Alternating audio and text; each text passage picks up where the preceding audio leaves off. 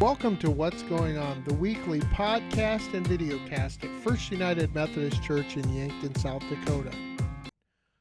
Well, hello everybody. Welcome again to What's Going On, the weekly videocast and podcast here at First United Methodist Church. My name is Corey. And I'm Katie. And we are so glad to have you joining us today.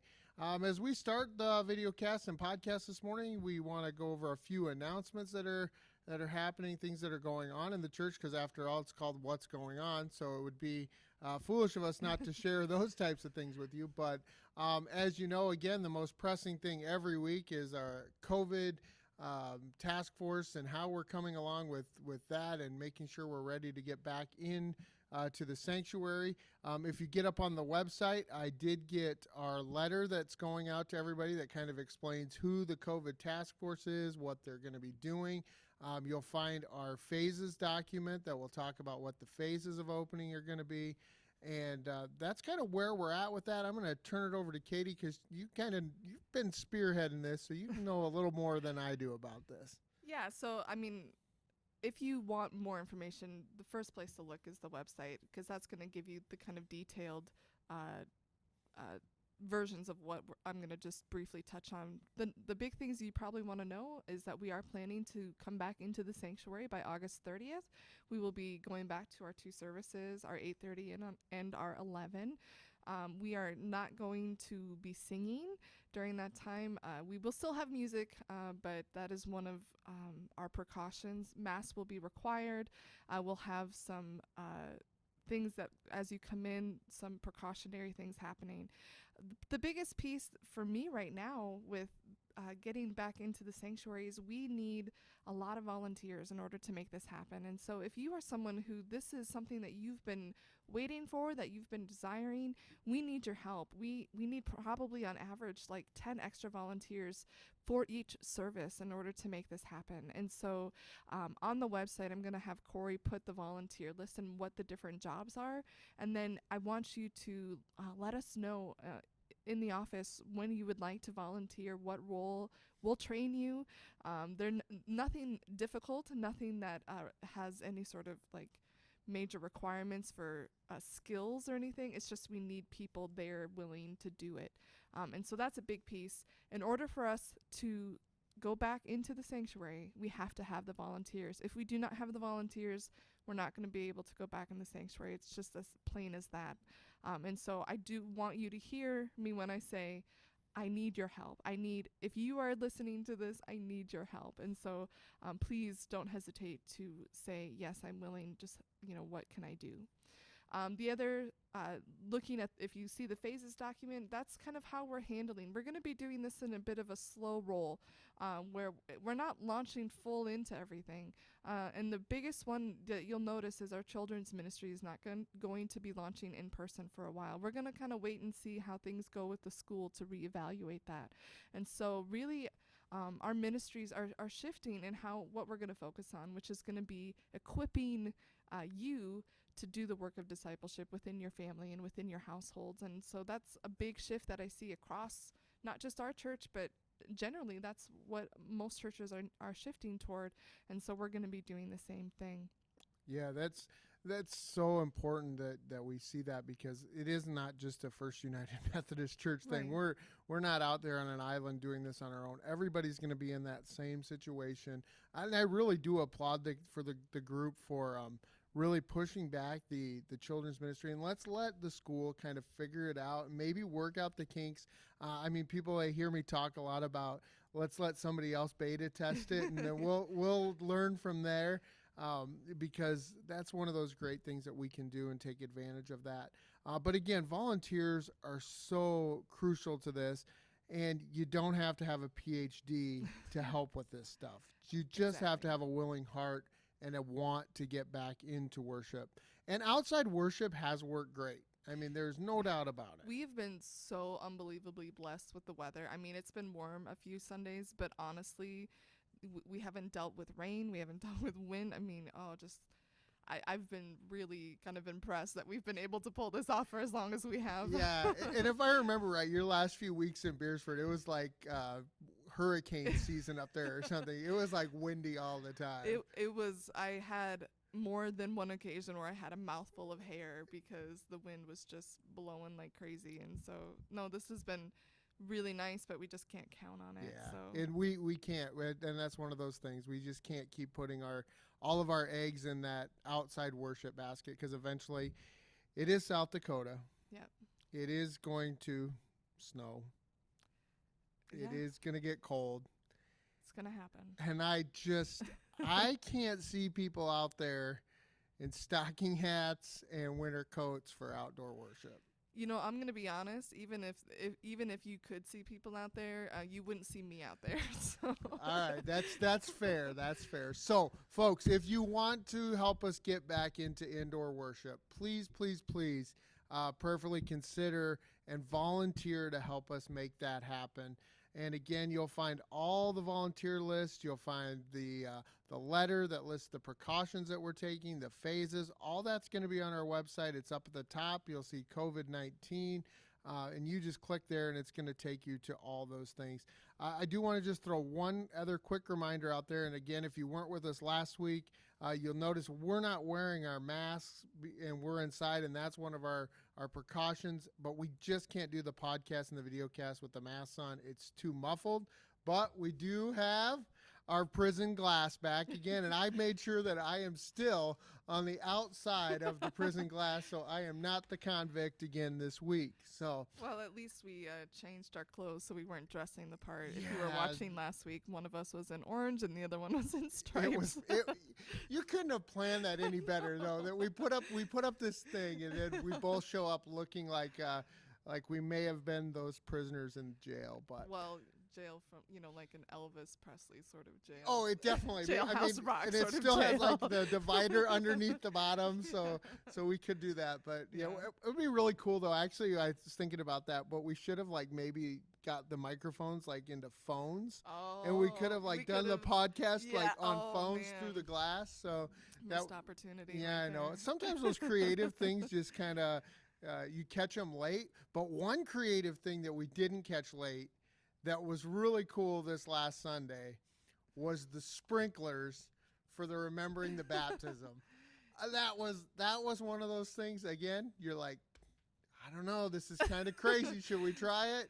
And Yeah. I'm not the guy that you ask. If it's crazy and you say, hey, should we try it? I am the guy that says, let's do it. Well, then you are exactly the kind of person that I want to talk to. Because it was one of those, because we were outside, I wanted to have something like, let's take advantage and do something that we couldn't do in the building that we can only do because we're outside.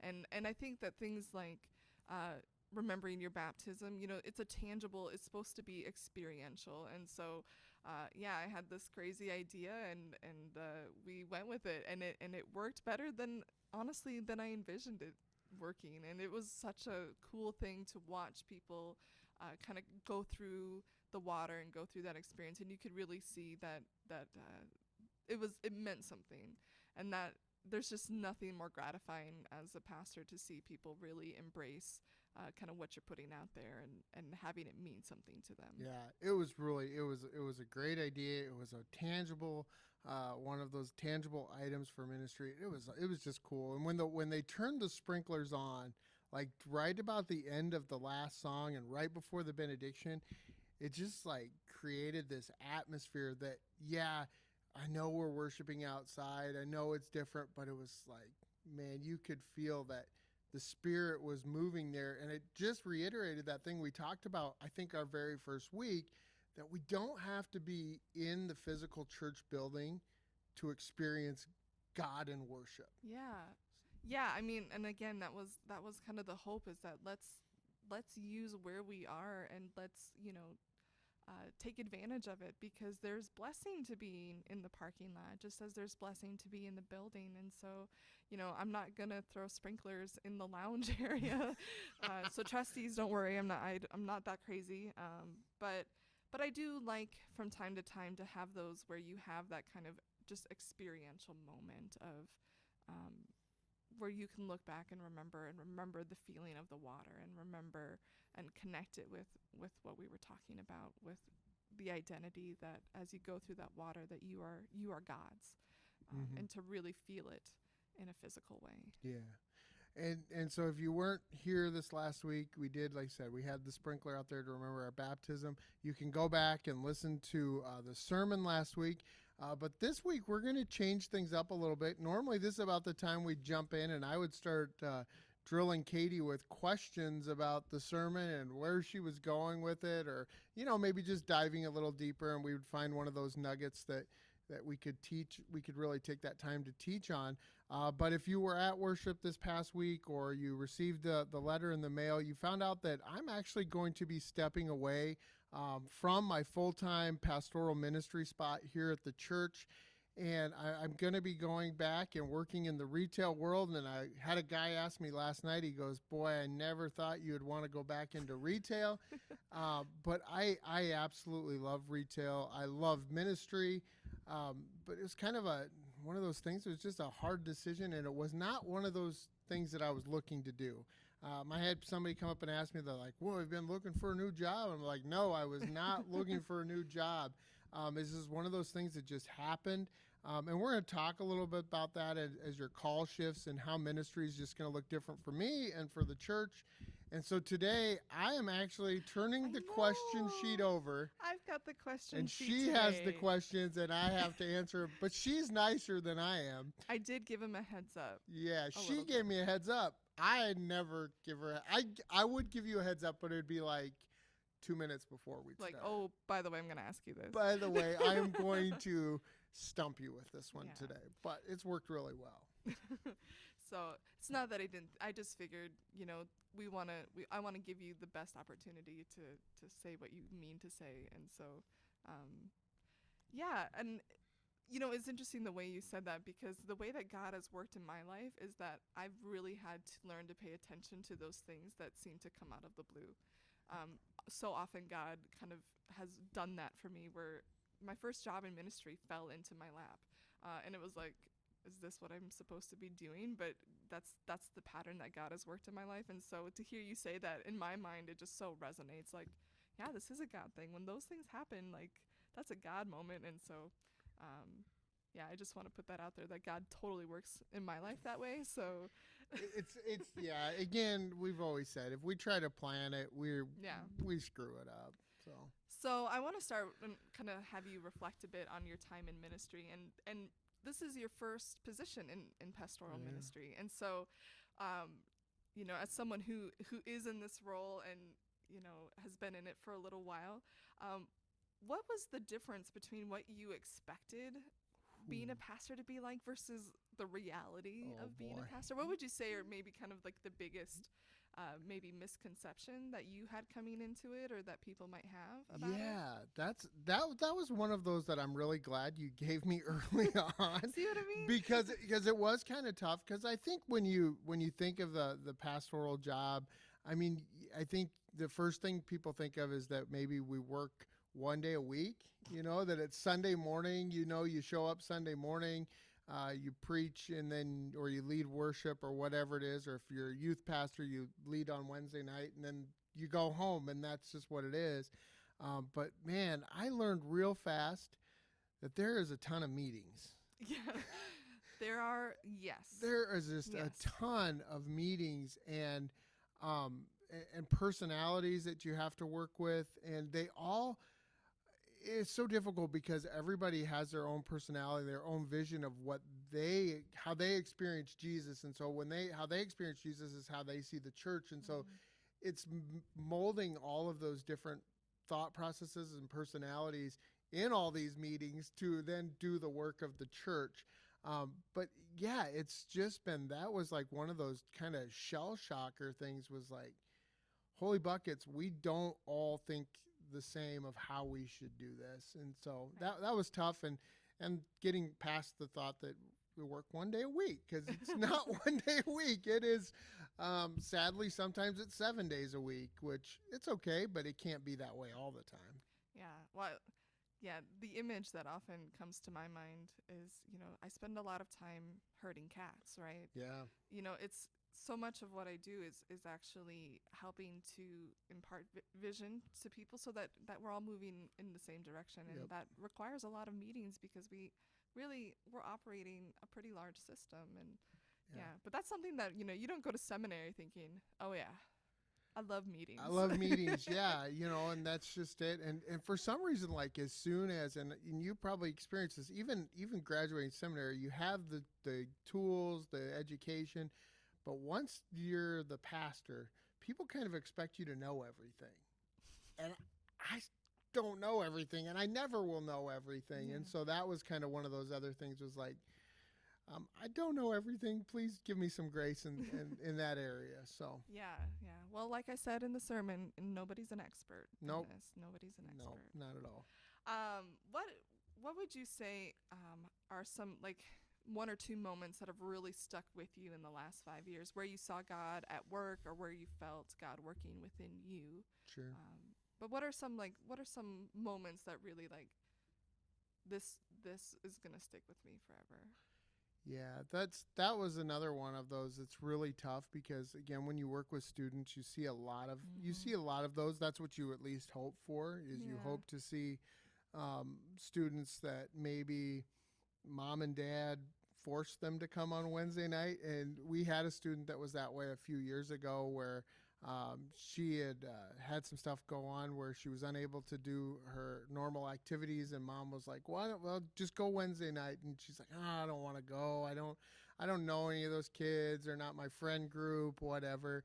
And she ended up coming that night, and just ended up being a great thing for her for her last 2 years of high school, and to see her growth, and to listen to her. I know she talked like on her senior, like when we had the seniors come up and shared a little bit. That was one of those times where as a pastor, you're like, you question whether what you're doing makes a difference. And then when you hear somebody say, hey, these people really came alongside me and showed me, and that's probably one of those. Of course, all the different mission trips we went on with the students, that always sticks with you. Just seeing God at work in so many people. Yeah. It's just amazing. But all that stuff will stick with me. Most recently will be 605. Man, seeing that group just take off and run with it, and seeing those kids and hear them talk about Jesus, or to get a text from somebody and be like, hey, I just wanted to let you know, my child, whatever, was singing this song, or they said something to us about Jesus today. And those are the moments that you're just like, okay, all those meetings honestly paid off. We live for those text messages. Yeah. Like, for sure. Yeah. So if you're holding those messages back and like, I don't want to bother the pastors with these, or I don't want to call them with this, send them, please. Those are the ones you live for. Yeah, because it's those, so much of what we do is so intangible. Like I used to work at the summer camp, and I loved that because we would learn how to build or tile or plumb, and it was like all these just really like, that was broken and now it's fixed. Right. And there's so much satisfaction in ministry. So much of what we do is plant seeds and hope that God, and that person is allowing God to work within them. But, we don't necessarily get to see that inner work, and we don't necessarily get to know about it unless someone goes, oh yeah, by the way. And then it's just like, okay, good. I'm so glad that we just have very little kind of feedback as far as is what we're spending our time on working. And so, So those are the big ones. Yeah. Those are all the big ones. Yeah. I mean, and I could probably list 1,000 of them. So I'm going to switch gears for a minute and kind of, Okay. what would you say is probably your most embarrassing moment in ministry? Because this is the stuff that people want to hear, right? This is what you Boy. really want to know. I don't know. I've had some moments that, probably one Sunday it was pretty embarrassing that my iPad decided not to. I got up late that morning, which I never told people that part of it, but I was running really, really behind. And the iPad decided it was going to lock, and I was preaching that Sunday, and I couldn't get it to open. So I just kind of preached from what I remembered of it. And it was, I don't know if you've ever seen the meme where it's like the guy sitting at his computer. he's like, I just preached a sermon that I thought was good and nobody said anything. And he goes, and then he says, I preached the sermon and I have no idea what I'm doing and everybody says it was great. It was one of those bottom ones where you're like, I felt like I had no idea what I was doing, but people said it was fine. So that would be pretty bad. That one, it was just kind of, you're just like, oh gosh, how did I do this? And why did I wake up late? It wasn't really embarrassing for me, and maybe the congregation didn't even know it, but I can go back to the very first Sunday. I was up front helping serve communion, and we crack open the communion bread, and it had raisins in it. It was labeled wrong. So the bread that they had got was labeled wrong, and so it had raisins in it, and both Pastor Ron and I opened our bread, and we look at it, and we both thought it had bugs in it. And so we were just mortified. I was mortified. I am scared to death. I have no idea really what I'm supposed to be doing. And so I'm like, oh. So I'm like handing out communion to people, and I'm like picking around raisins, and I trying to not let them see. At what point did you realize that it wasn't bugs? And it was, what would you have done? Well, if it would have been bugs, I don't know. I think if it had been bugs, maybe I would have act like I was not feeling fake pass out or something like that to distract away.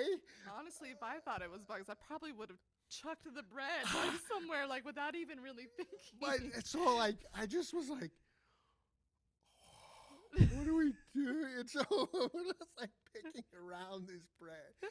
So yeah, that was probably that was pretty interesting moment for sure. But I mean, I've done some pretty goofy things with our students that they don't qualify maybe as embarrassing, but I think youth ministry kind of lessens your threshold for embarrassment. Absolutely.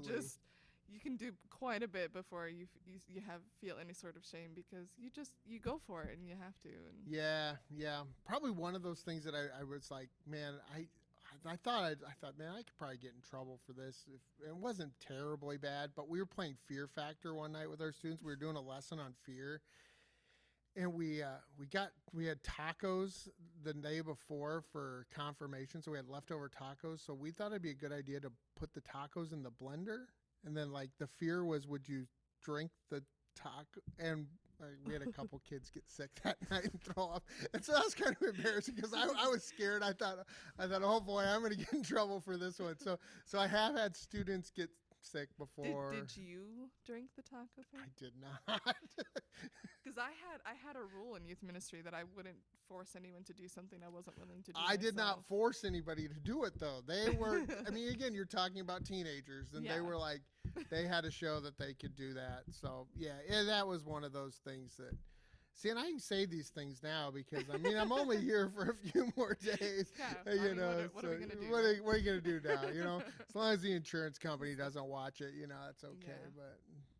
Yeah. But drinking blended up tacos, it's not going to kill anybody. It just was really Everyone gross. survived that night. Yeah, and to be honest with you, my family, we didn't eat tacos for a month after that. I could see that. I could see that. Yeah. I definitely, in my youth ministry days, I've had to repaint a room because of an activity gone awry. I've put holes in doors and walls through frozen turkeys. I think we all have those. Although I will say the last hole that was put in a wall was done by one of my youth leaders who sat on trustees. And I was like, well, guess who gets to tell them that one? Exactly. So it's always better when the adults are the ones that Yeah, and that seems to be the people that get in the most trouble with it sometimes. Yeah, because they're reliving their childhood in that way. So one of the things you had alluded to was that this shift is really coming as part of a discernment around your calling, and so oftentimes we think that the only people who have callings are pastors, and really all of us are called by God to make disciples and to reach others for Christ.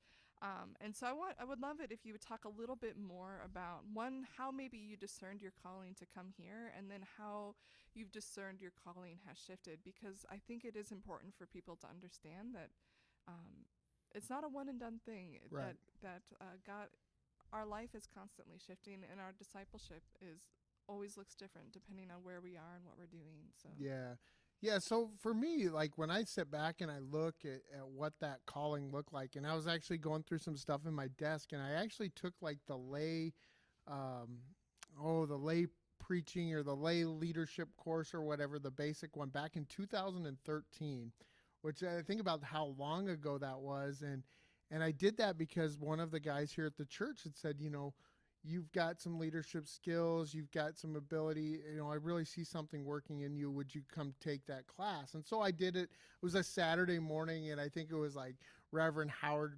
Grenager and another one of the conference lay leaders was here, and we went through, and it was funny as I read my notes, and it was like I could just hear how God was speaking to me as I read back through that about how I was feeling at that time. And then so it kind of worked in one of those ways we talked about, how God just kind of opens a door.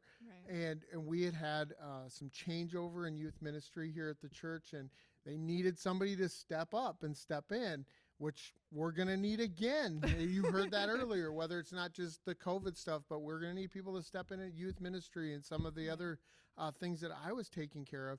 So this door was open, and it just was that time that I just had felt God was saying, this is where I want to use you right now. And I just, okay, let's just jump in the boat. I think of, when Jesus calls the first disciples and they dropped their nets, they just dropped what they were doing and they just went. Yeah. And that's kind of what I did. I could say I spent a little time on it, thinking about it, talking to some people, but I really just kind of just dropped my net and just dove right in. And I knew nothing.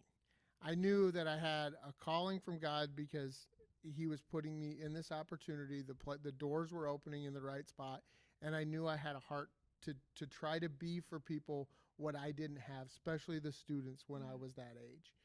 And so that's really what kind of led me to where I was at and led me into ministry. And of course, while we're in ministry, as you know, it evolves. Yep. How you do ministry, how you see ministry, how you experience God, your understanding of Jesus, your understanding of all those things start to really evolve. And for me, this last 4 or 5 months, I've really felt that my calling has evolved away from maybe being in that direct leadership spot, or maybe preaching and doing those things. And it's really shifted to, how can I get back out there into our community and be in ministry with people every single day who maybe don't have those connections? Because that's really kind of what I was doing before I felt the initial call into working in the church and that door had opened. So that's kind of where it shifted for me a little bit. I've really, I understand where the church is probably going to have to go in the future because of COVID-19, and that church is going to look different, and that maybe God's setting me up for something down the road. As we look at small groups, we look at how do we do ministry outside the building of the church. And so how can I use the things that I've been equipped with through great leadership here at the church, the conference, those places that have invested in me. And now how can I take that? Yes, I'm still going to be here, but in a different role outside. Kind of knocking down so I came to build like the walls back up. Nehemiah's kind of my dude, and we've never really got to talk about that because Nehemiah's calling was to go back to the city and rebuild the temple. And so I always kind of felt like that was my thing, was I was going to come back in and rebuild some stuff and ready. But now I feel like that's there, so now I got to get over that wall, get back outside, and find those people to bring back in. Right. So that's kind of where I'm at right now. Well, yeah, I mean, I think what an incredible journey, and that I really believe that God brought you here and is used this time in ministry, one, to understand the church in a different way and to help kind of restructure it and to help kind of move it forward, but then to say now you're going back out into, yeah, you might be in a job that is familiar to you, but you're coming in a completely different way and with a completely different intention. And now, we have you out there with a pretty in-depth understanding of who we are as the church and where we're headed, in order to to confidently bring people in and say, this is worthwhile. This is I get this church, and I know where the heart is, and I know what they're doing because I was I was in all those meetings, Yeah, and I was, exactly. and Yeah. I've seen their heart, and I know, and so, I just think, wow, this was such an incredible season of equipping for you, Right. and it didn't maybe go in the direction that is typical, but I feel like actually maybe it's exactly where we need you to be, Right. because that is the way we're looking into the future, is that it's not so much centralized in the building, but that church is going to happen in the community, and to have people who are equipped out in their jobs, reaching new people for Christ that we wouldn't necessarily have access to. Like, that's amazing. Yeah. It's if you study church planning at all, most church planners are bivocational. Yeah. They have their outside job and then they're planting the church on top of it. And those, if you're a church planner or God you have bless a you. heart for church planning, you're an amazing person. Yeah. Like that is just wow. I mean, tons of labor. That's a labor of love. It has to be. It has. Peop- You 100% have to be called to that sort of ministry, because it is.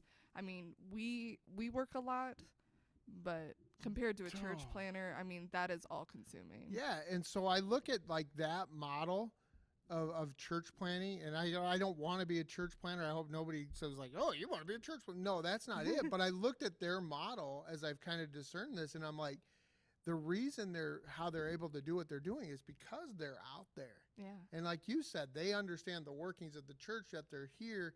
And so if we can figure a way to bring those two things together, I think it can be beautiful. I think it can be great. I think it'll be the way of how we continue to grow and thrive in ministry here at First UMC. So, what would you say to someone who is maybe where you were in 2013, where you're beginning to discern that God might have something specific in mind for them, have a calling that is maybe related to vocational ministry? What would you say to them? What would be your nugget of wisdom Ooh, my nugget from of your experience? from my experience, the thing is when you start to feel that call from God, I think the number one thing that we always think of is that, well, that's called to be a pastor. Right. And that's not always the case for us. And maybe your call is to be a full-time ordained pastor. But maybe your call is to be the pastor of wherever you're working, the pastor of First National Bank, The chaplain. the chaplain of yeah. that. And your call is to start a Bible study within your work friends or that area, but to spend some time with folks who have walked along that path and listen to them and let them pour into you a little bit. And don't always just jump into this idea that I have to go be a full-time pastor. Now, I'm not saying that to like run people away, because we need as many pastors as we can get. Right. We need them, and there's people that are called for that. But don't always just box yourself into like one category. Don't say I'm just going to be this or I just have to be that. Explore it, see what it looks like. I mean, maybe you are one of those people, like we talked about church planners, and you just have a motor that goes 100 miles an hour, and that's where you're at with it. Or maybe it's youth ministry, maybe it's music ministry. There are so many things as we look at, again, how the church is going to evolve. We're going to need online pastors. Yeah. We're going to need pastors who specifically care for folks who don't live here or are unable to come here. Care pastors. I mean, there's so many Yeah. things with it, Yeah, I mean, it's all hands on deck, and ministry looks in so many ways, and even in your tenure here, your role has continued to shift and change, and you've learned new things and explored new things that you probably weren't anticipating when you came, No. or that wasn't where your heart necessarily was, but because once you got into it and started to go, oh, God is working in all these things. Yeah, absolutely. Yeah, that'd be no different than, like I said on Sunday with the sound piece. I mean, before March, I knew how to turn it on, and like I could give the pastor a mic if we were having like a meeting or something like that.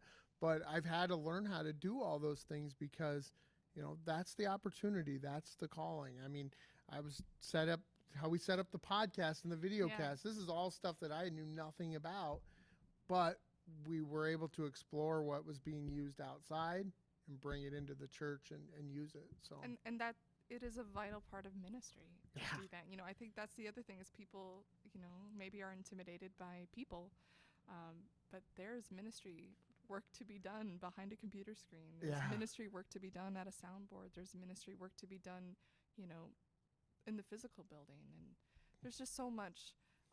Whatever your passions and whatever your gifts are, God can use it. And so thinking of your call in that way. yeah, that's what I would say. Think of your call as a whole, and then visit with people, spend time.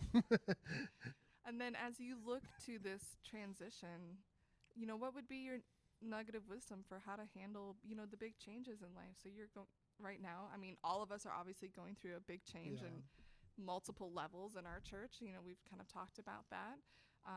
But for you, how would you help lead someone, to say, this is how I'm handling this, and this is what's been useful for me as I, because with every change there comes grief, there comes excitement for what can be, and just the overwhelming nature of transition can be hard. The biggest thing is just, again, to continue to lean into God with it all, and to have that trust. The same God that led you to the peak, if you were up on the peak and now you're starting to come down to the valley, that same God that was with you in the peak is going to be with you in the valley. If you're transitioning from the valley to the peak, he's going to be with you again there. And it's just like I said, stay the course. I said that in the letter that we sent out. Stay the course. Keep doing what you're doing that is good for you. If it's your small group, stay connected to your small group. If it's prayer is obviously essential. Stay in the Word. Just stay connected. If you're going through transition, the worst thing you can do is disconnect. Yeah. If you disconnect, especially if it's a bad transition, it's one that you don't want to make, or you're fearful about. If you disconnect, it's the worst thing that's going to happen for you, because you're on your own and you're going to miss out on something. And that happens in churches, and I've never understood it. I've talked to people who have transitioned into churches, and like people left the church because it wasn't the same pastor or whatever it was, and they disconnected in that way. And I'm like, you're missing out on so many gifts that this new person could be bringing, but you're also missing out on the fellowship of the community of believers that you were doing ministry with before. So why would you walk away? Yeah. So stay connected. Don't disconnect in transition. That's huge. Yeah, that's a good word, I think. Community is just so vitally important, and I think we've noticed that, as we've been physically distant in the last few months, how much more we desire that real connection with people, and not just kind of the surface things, but we really actually need one another to grow and to carry our faith. And so I appreciate what you said there. So one of the things we want to kind of make very clear, I'm going to own that I did not direct people to use probably the best wording for our email. Corey's not moving anywhere. He's staying in Yankton. The farewell was a farewell to this position. So let me that is like right here, right here. If you want to ask me about some of the mistakes I've made in ministry, it's all good. this is a small example of it. It's all good. But what are some of the dreams and visions that you have for this church moving forward? What are some of the things that you see and that keeps you excited, knowing that, because this is the church that you love, and that God has spoken to you. And so, I know that you leave with great confidence, because he's told me, not because I'm putting those words in his mouth. But what are some of those dreams and visions that you have? Yeah, so it's so important, though, that, again, people realize that we're not leaving town. And actually, when the appointment process went through this past year, of course, I got the call that we all get every year from district superintendent asking what you're thinking, where you're at. And I'm like, I don't want to move. Like, I love this community. Yankton is my home. That's part of the reason why I never moved forward with the full ordination track, because I didn't want to be itinerant. I love Yankton. I feel like this is where I'm called to be, and I love this church. You guys have all poured so much into not just me, but my family, that we want to be here. We want to do ministry with you. One of the dreams and visions that and I know is vital is that we all continue to be in ministry together and we all find our part. Ministry is not done by the pastors. Well, it's not done only By the pastors. It is done by the pastors, but it's not only done by the pastors. I think of ministry like a football team or a basketball team, and the pastor's kind of the coach. They come up with the strategy. They equip the team to execute the game plan, but the team has to execute the game plan. They have to get out on the field and actually play the game. Yes, The coach is You do not it. the one out playing the game.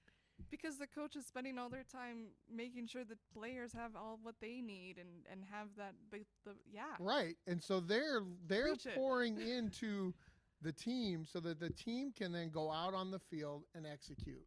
We have a sign right on our parking lot that says, "You were now entering your mission field."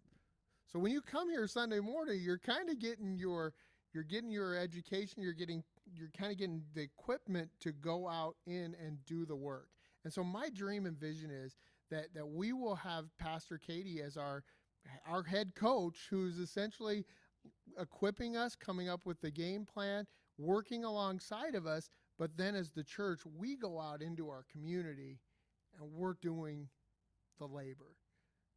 And I'm not saying that she doesn't have to come and do any of it, because you do naturally. Yeah. But so many times I've seen that they're like, oh, the pastors will take care of that. The pastors can do that. And that's my vision, is that we drop that vision and that idea and that we go out and do it. I had someone ask me the other day, they're like, well, are you still going to do this ministry? Are you still going to help with this or whatever? Absolutely, I'm still going to help with that. I don't do that because I have a title and I don't have pastor in front of my name. I do that because I'm a follower of Jesus. I'm doing what Jesus calls me to do, not because I have a title in front of my name. And so you don't have to have that to do that. So that's like my biggest vision, is that we all become pastors essentially, but we're pastors out in the field doing the work. And it's scriptural. We have the priesthood of all believers. We are all called. And especially as we transition into a model where we're not going to have two pastors, we're going to have one. And my plate isn't actually any bigger. And so I can't keep adding stuff onto my plate. And so, I think he's so right on. And I'm not someone who's normally gravitating to sports metaphors, but 100% I am with you on that. It is all of our job to be the church. I mean, that's what it is, right? This is what it is to be the church, that we are the ones who are doing the work, who are coming alongside those who do not know Christ and to bring them into the fold. And it is my job to equip you. It is my job to help you see where we're going to go as the church and what our priorities are going to be. It's my job to help you, frankly, help yourself in your discipleship journey. I can't do those things for you. Just like a coach can't run the laps for his players Right. or her players. But I can tell you that doing the conditioning is going to make us more effective. And oh man, I just really I have totally latched onto that now. That's good. That's the big one, and part of that is, and I don't want anybody to think that doesn't happen here. I mean, that's happened here for 150 years, where people have done the ministry here. I'm not saying that the pastors for the last 150 years are the only ones that have done anything. If that were true, they wouldn't be a church. We wouldn't be where we're at, because we've seen churches come and go that have done that, where like the pastor was the end all everything. Mhm. And it doesn't work that way. So people have done it. Again, I talked about 605 earlier. That group, they saw the vision and they just went out and they did it. They executed it. Mhm. And we saw the fruit that came from it. And I can go and I bet I can find another 10 things where that's happened here.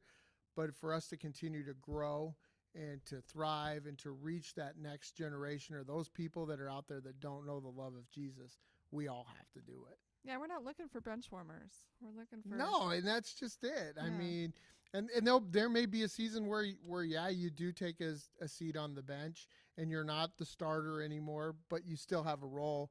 I mean, you're that person that's now investing into that person that's going to be the starter. You're pushing them harder in practice every day. You So- know, I need my defense coaches. I need my offense coaches. I Yeah, need my- exactly. You know, and that's each of the different things. So yeah, that's kind of where I hope and dream of seeing our church, is that it becomes, you said it on Sunday as well, the beacon of light in a world that's kind of dark right now.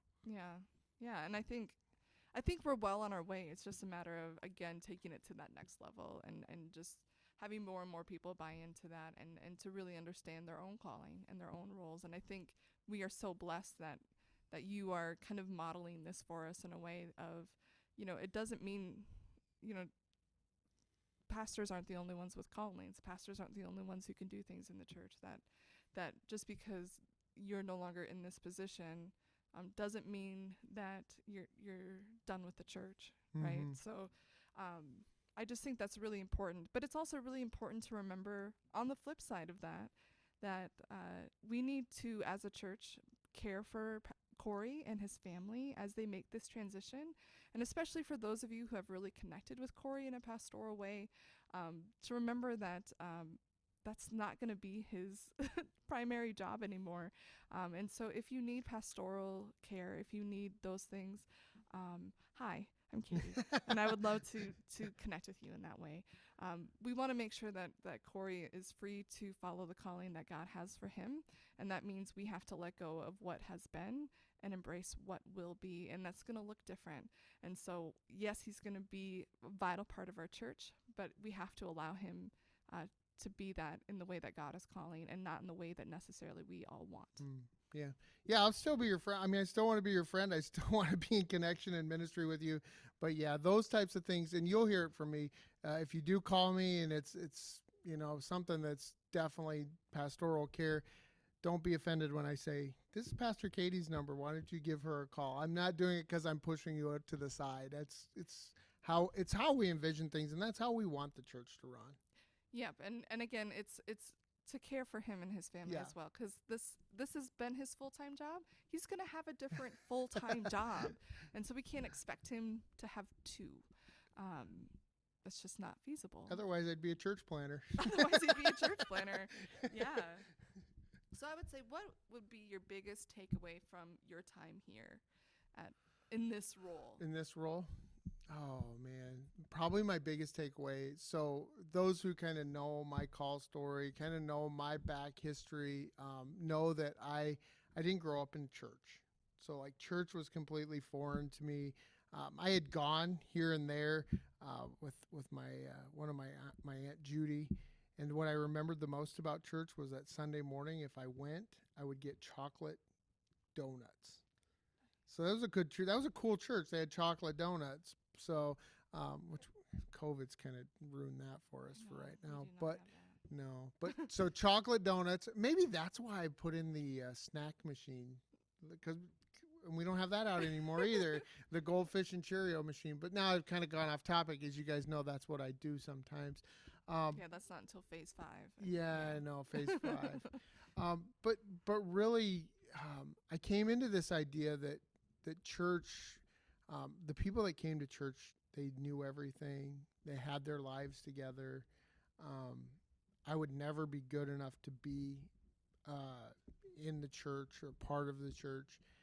And of course, that was completely false and completely wrong. And they took me under their wing and they showed me the way and they helped me and they went along with crazy, stupid ideas that I had, or they supported me. And I look back, and the first time I preached was in 2014. It was July of 2014, and I went back and I still had the notes from that sermon, and I'm like, man, I can't believe those people told me I did a good job after that, because it was pretty rough.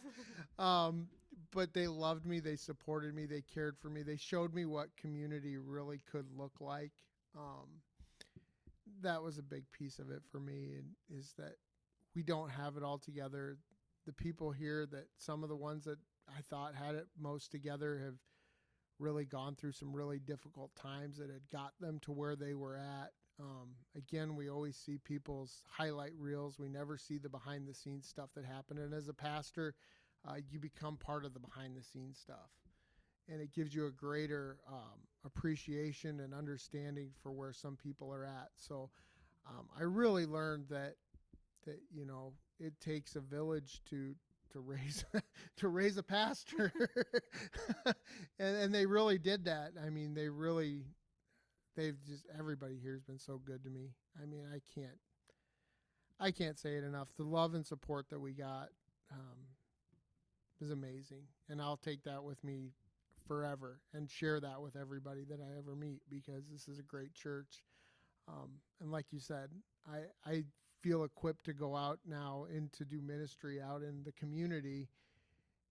And I can confidently 100% tell people that if you come to First United Methodist Church, you're going to be loved.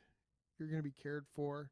You're going to be around a lot of imperfect people who are following a perfect God, that are just trying their best to change this world.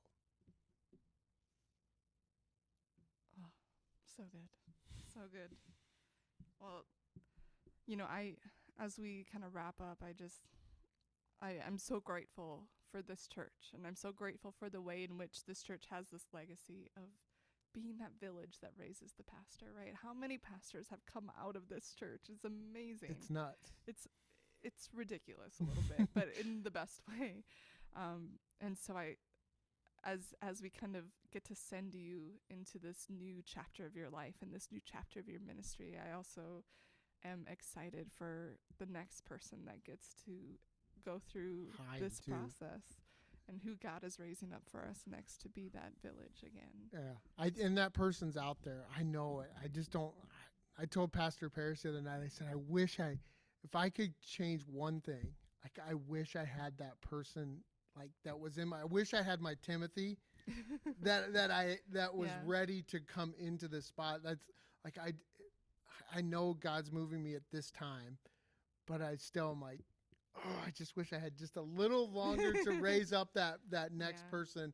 Because again, when we go back through Scripture, we look at the Apostle Paul. He moved all over the place. And I'm not moving to a different town. I'm just moving to a different spot. But I don't have that person yet. But so if you're listening today and you think that you have that calling, and God's been pulling on your heart, and He's been driving you in that direction, and you're just like, no, they've got what they need there. Your door just opened. Yeah, and my phone is ready for your call. And I will be happy to tell you everything that I know and that's just it. Whoever comes in, my phone will always be open for them, to give them advice or just to listen.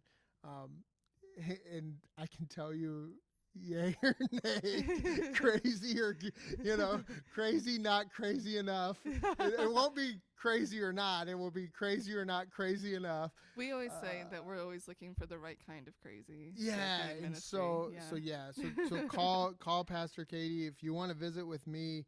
I would love to visit with you as well, because I would love to pour into somebody in that way, just to get them set up and ready to go, because you're out there. You are. Or maybe you're listening and you know the person that's there. You've been one of the people that's been mentoring them and talking to them. So. All right. Well, Corey, would it be all right if I prayed for you today? Yeah, let's pray. It'd be great.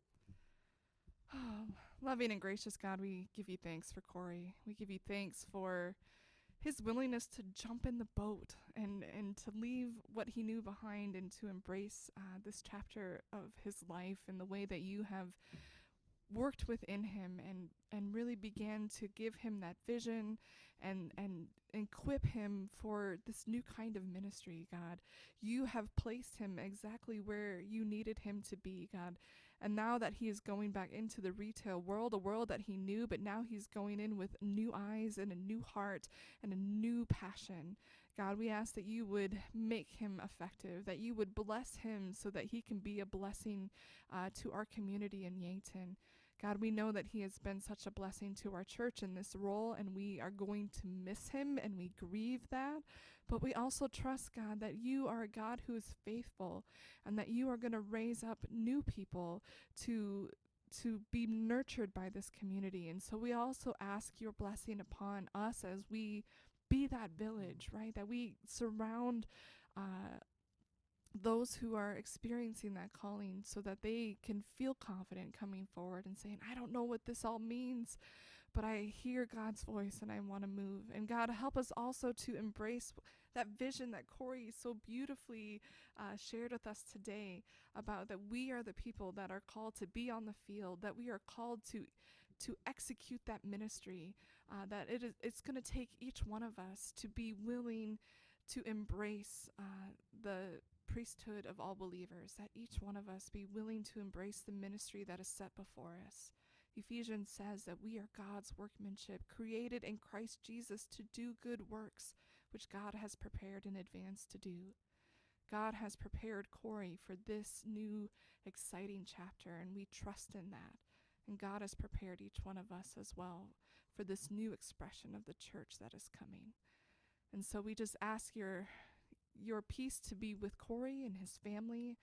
We ask that your peace to be with us. Let us trust in your grace and your mercy, that in all things you are working for our good. In your name we pray. Amen. Amen. All right, friends, we will see you on Sunday. Bye. Thanks again for joining us for this week's episode of What's Going On. We look forward to seeing you in worship on Sundays at 10 a.m. in our parking lot or online at firstumcyankton.org. Have a great week. We'll see you soon.